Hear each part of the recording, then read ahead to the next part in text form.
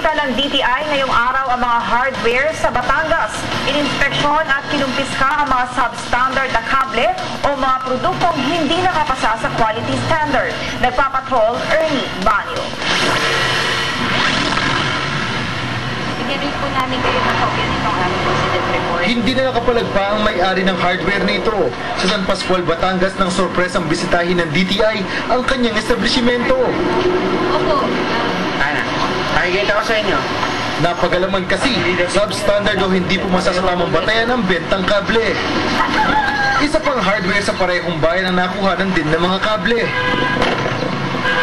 So today tayo nagko-conduct ng enforcement on product regarding sa nire-require namin na magkaroon ng license para sa safety ng consumer as well as yung para maiwasan yung destruction sa property.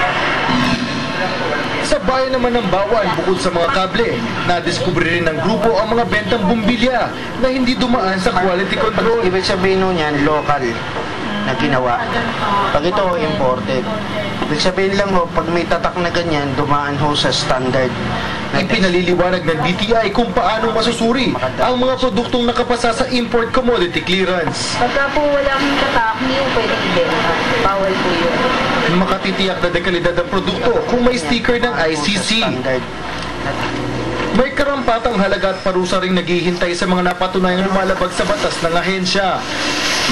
Sa minimum na mitigating for a hardware, that is 17.5 for first offense. Second offense, so magdadagdag yan. We are giving 300,000.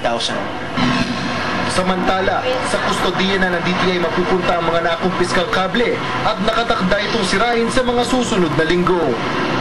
Ernie Manyo, Patrol ng Pilipino.